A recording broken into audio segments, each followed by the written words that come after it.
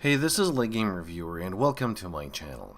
I was looking at some videos on YouTube the other day, and I found something really surprising. There's a reputable guy on YouTube, which I'm gonna name at the end, and it's not a rant video against him. It's not like a hate video against him or something, but I was just really surprised, and it made me think of making a video about this one. Like, do gamers have memory problems?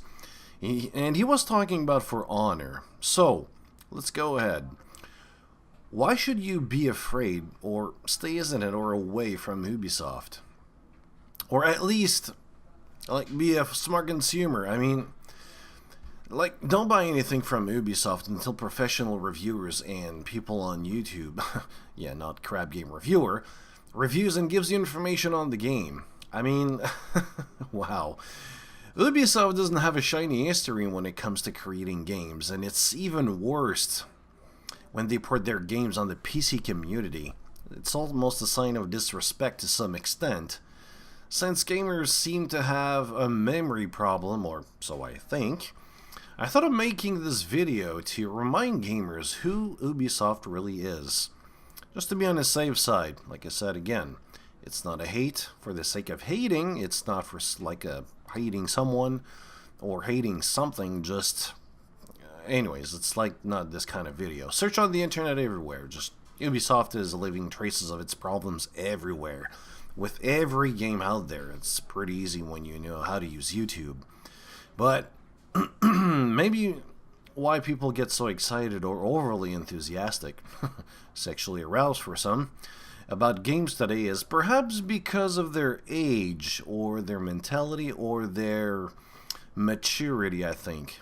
Well, I think that age has something to do with it. I think I'm not really sure about this, like I'm not an expert, but it seems to be a lot of young people. So think about it. You're new to the world of business and marketing, like you're out in the world, you probably have an apartment, or you're really young, even in your 30s, which is like really possible here.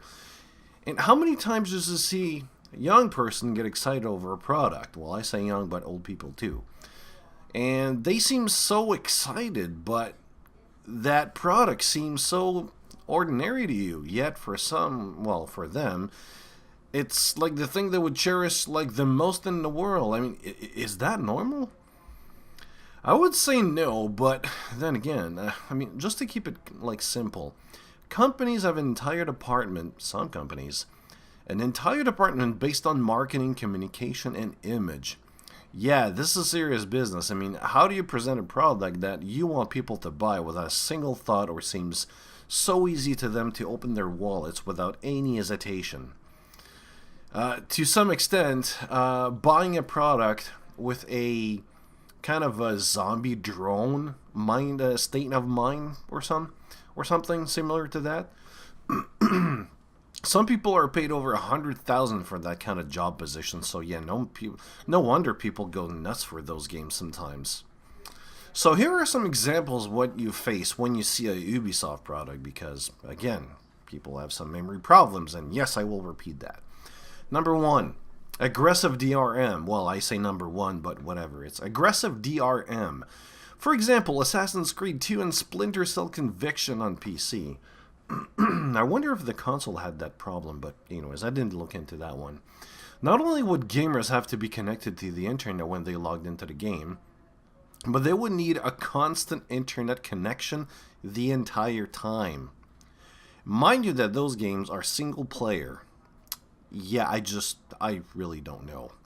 Number two, deceptive marketing. Why am I saying number two? Anyways, the infamous Watchdog. And this is not the only one, though. Like, other companies are doing this as well. For example, with CDPR, CD Projekt Red, with Witcher 3. But anyways, let's stay with Ubisoft here.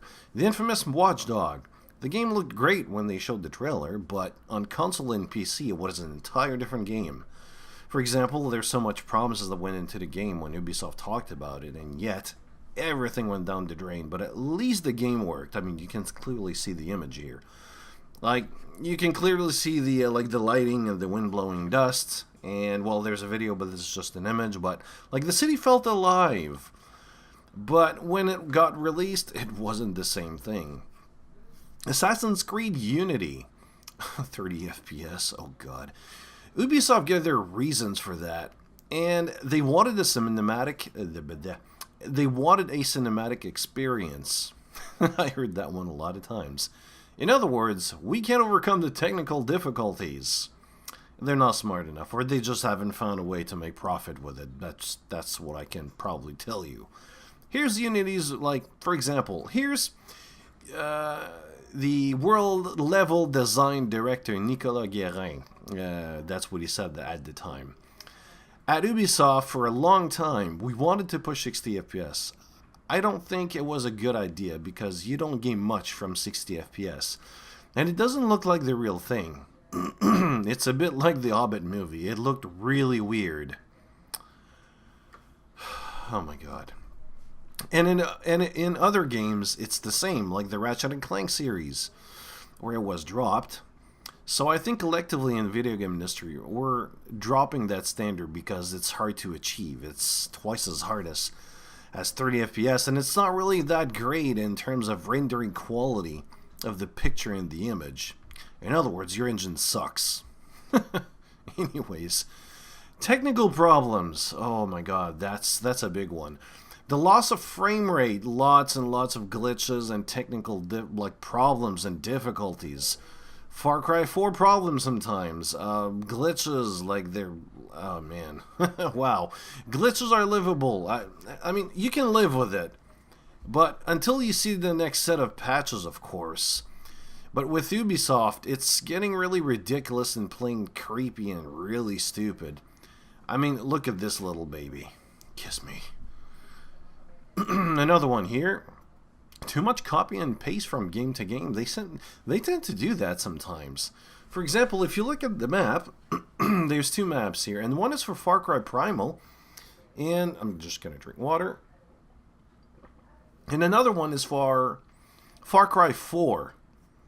Of course, if you look at the map, they almost look the same, but if you look in the game, they don't seem to be like the same. But of course, when you take like a top-down view, yeah, it looks really, really like the same. Lack of effort, I guess, but hey, you know. It's Ubisoft's problem, after all. When you love a game from Ubisoft or you get excited, just keep in mind that that's what you're going to face.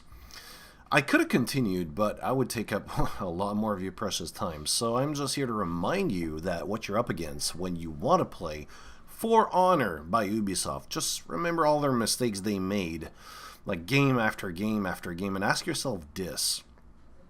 Did they learn something from their mistakes in the past, and will it be different now?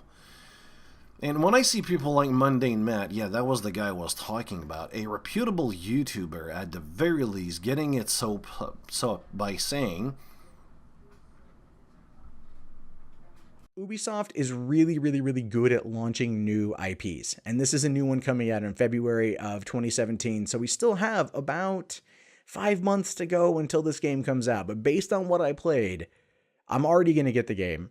I really, really, really like it. I can't wait. Yeah, this is a really weird one because people like him, I mean, they do have knowledge in the gaming world, or they seem to be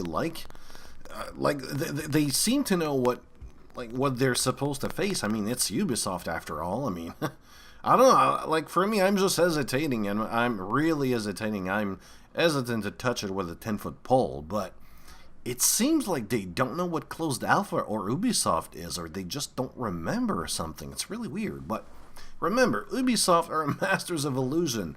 They can create a AAA quality CGI scene in a trailer that has the potential to show you what you want to see only. In the end, the product they show isn't the final one. Yeah, think of Watch Dogs. So, generally, closed alpha, I mean, what is it?